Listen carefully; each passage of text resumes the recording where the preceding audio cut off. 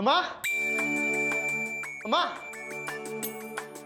ಅಮ್ಮ ಏನು ಇಷ್ಟೊಂದು ಖುಷಿಯಾಗಿದೆಯಾ ಇವತ್ತು? ನಿನಗೊಂದು ಸರ್ಪ್ರೈಸ್ ಇದೆ.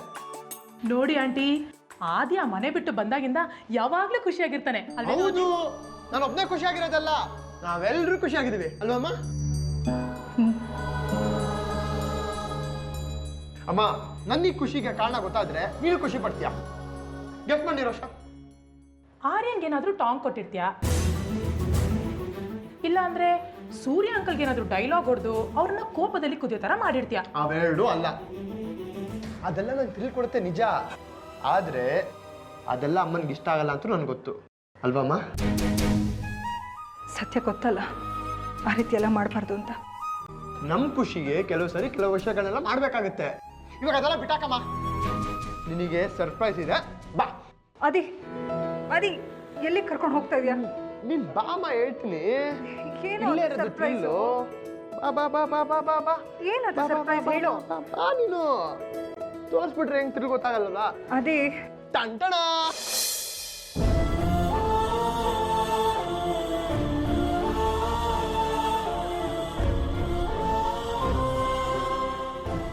ಅದೇ ಇದು ನೀನು ಓಡಿಸ್ತಾ ಇದ್ದ ಆಟೋ ಅಲ್ವಾ? ಓಡಿಸ್ತಿದ್ದ ಆಟೋ ಅಲ್ಲಮ್ಮ, ಓಡಿಸೋ ಆಟೋನು. ಅಂದ್ರೆ ಈಗಲೂ ನೀನು ಇದೇ ಕೆಲಸ ಮಾಡ್ಬೇಕಾದಿ? ಬೇರೆ ಯಾವ್ದಾದ್ರು ಡೀಸೆಂಟ್ ಕೆಲಸ ಹುಡುಕೋಬಾರ್ದೇನೋ? ಯಾಕೆ, ಇದು ಡೀಸೆಂಟ್ ಅಲ್ವಾ? ಖಂಡಿತ ಡೀಸೆಂಟೇ. ದುಡಿಯೋ ಮನಸ್ಸಿರ್ಬೇಕು, ಪರಿಶುದ್ಧವಾದ ಕೈ ಇದ್ದರೆ ಯಾವ ಕೆಲಸನಾದ್ರೂ ಗರ್ವದಿಂದ ಮಾಡ್ಬೋದು. ಹಾಗೆ ಇನ್ನೊಬ್ರಿಗೆ ಮೋಸ ಅನ್ಯಾಯನೂ ಮಾಡಬಾರ್ದು ಅಲ್ವಮ್ಮ?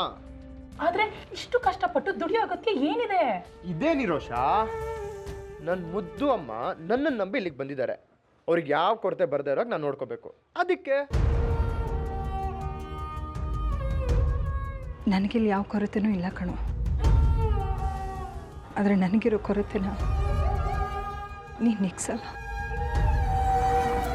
ಪಾಪ ಅಮ್ಮನ ಮನ್ಸಿನ್ನು ಆ ಮನೇಲೇ ಇದೆ. ನಿರೋಷ, ಆದಿ ತಲೆಯಲ್ಲಿ ಏನೇನೋ ತುಂಬಬೇಡ. ಅಮ್ಮನಿಗೂ ಸ್ವಲ್ಪ ಟೈಮ್ ಬೇಕು ಕಣೆ ಹೊಂದ್ಕೊಳ್ಳೋಕ್ಕೆ. ಆದಿ, ನನ್ನ ಮತ್ತೆ ಅಮ್ಮನ ಒಂದು ರೌಂಡ್ ಕರ್ಕೊಂಡು ಹೋಗೋ. ಅದಕ್ಕೇನಂತೆ, ಬನ್ನಿ. ಅದೇ ಆಟೋಗೆ ಮೊದಲು ಪೂಜೆ ಆಗಲಿ, ನಿನಗೆ ಒಳ್ಳೇದಾಗಬೇಕು, ಹಾಗೆ ನಿನ್ನ ಬದುಕು ಹಸನಾಗಲಿ ಅಂತ ಪೂಜೆ ಸಾಮಾನು ತಗೊಂಬ.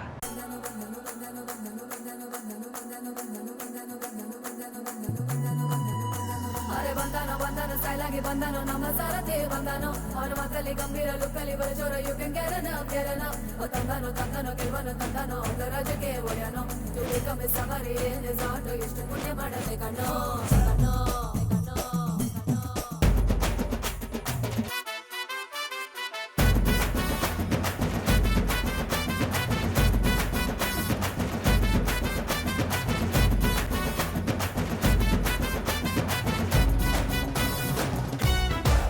ಒಳ್ಳೇದಾಗಲಿ, ಎದ್ದೇಳು.